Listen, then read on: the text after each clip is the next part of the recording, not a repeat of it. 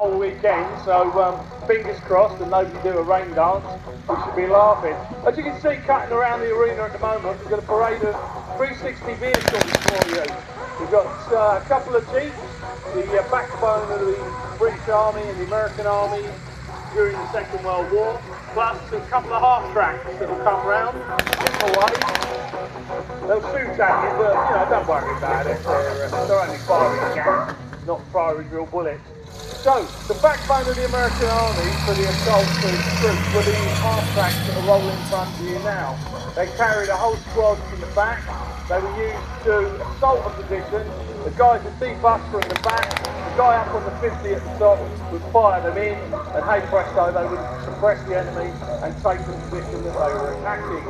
The little guy's coming down. Right in front of you at the very moment, you've got a lovely white scout car. Pre-war design, pre-war idea was to go ahead, reconnaissance and look at the ground and report everything to the higher up and the upper echelon. So right behind them, coming toward you now, is the wax brake parade. Like everything, things break down. So all armies have their equivalent of the AA, and that's the AA vehicle for an army, the wrecker or recovery vehicle rolling through. Coming through, very interesting staff car, using the film Empire of the Sun, with Christian Bale, a very, very little top. Well worth going to see that vehicle. Have a look at it when it's parked up on the stand out in the show arena.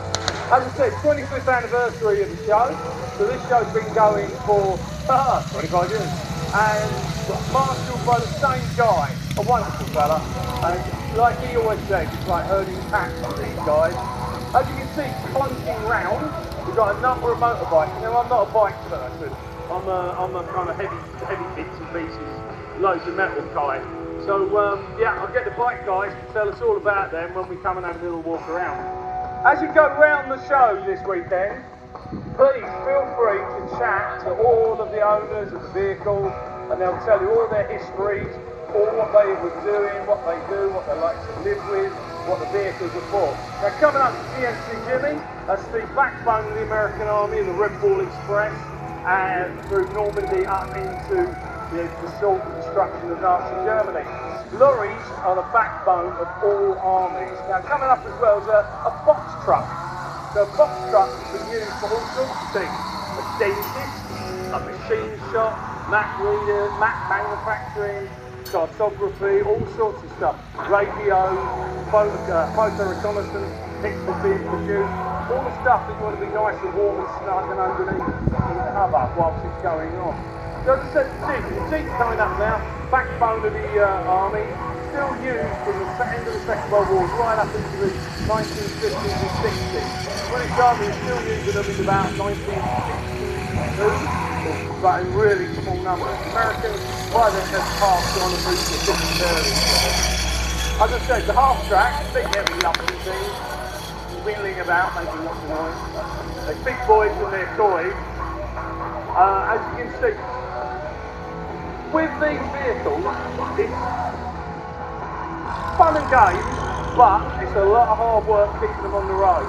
Keeping the parts supply coming up and coming to you is always awkward. But these guys and girls, they strive to keep these vehicles on the road and make them available for shows like this and for film work. A lot of vehicles you'll see here, some film work.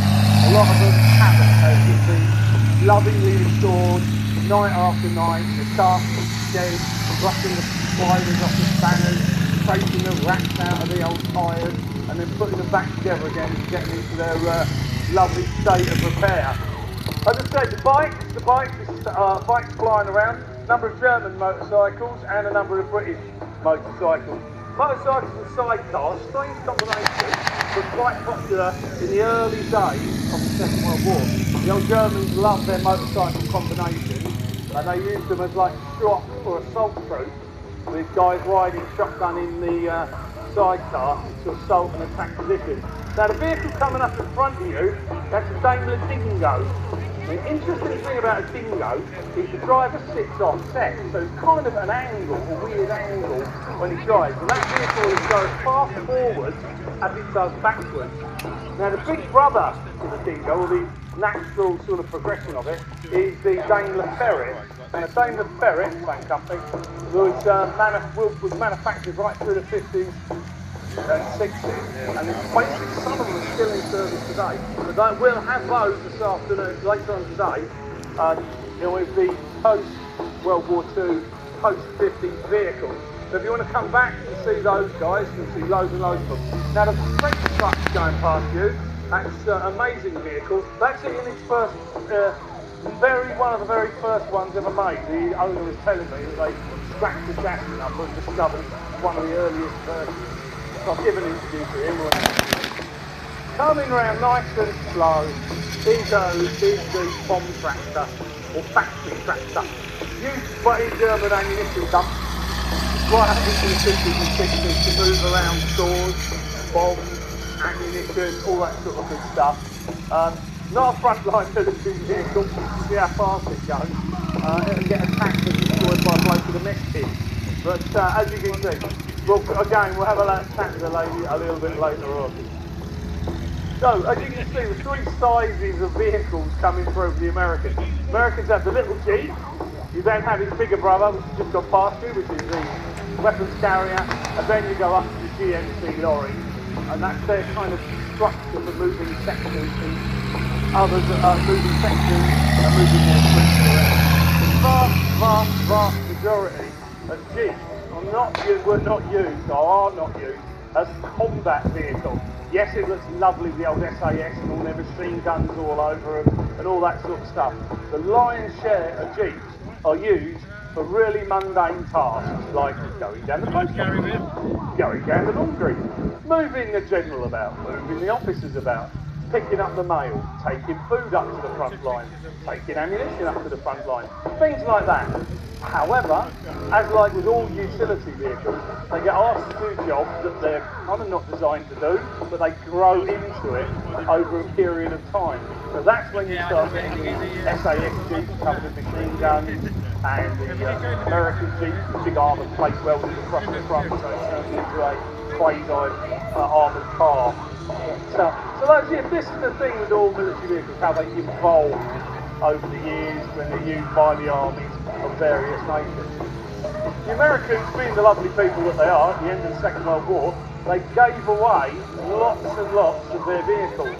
So we had the Marshall Plan, which basically re-equipped most of the European armies, and they were given all the GMC lorries, the Jeeps and the half-tracks, and they stayed in Europe for a considerable period of time until armies moved on, advanced, re-equipped in their own years, their own manufactured materials by their own companies and their own country.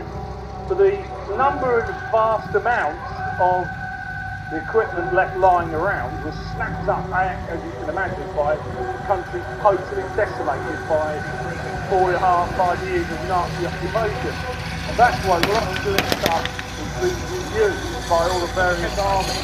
So the Danes, the Norwegians, the Finns, the Belgians, the Dutch. The Belgians seem to like British stuff for some reason. But the Finns, the Dutch, they all collected up and kept going the lion's share of all their American gear. And up until at least the 1990s, Norway was still selling off to the general public and anybody wanted Second World War American military vehicles.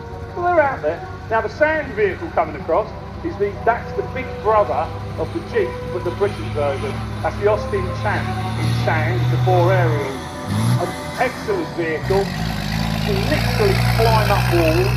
Fantastic off-road, much better than a Land Rover, and is absolutely weighs 1,000 tons. The British engineered the living daylights out of the little Jeep. As I said, Green Champ just came through, and Sandy Champ. They did that because they wanted a vehicle that they could have it 100% reliable, 100% better than the Jeep, and 100% heavier than the Jeep. And they really did. They went over the top with it. No expense spared, because it's what's called an FV, a fighting vehicle from the British Army. British Army has three grades: pioneer vehicle, general service, and then service vehicles, which are just little things you run around in like an ordinary car or a minibus. But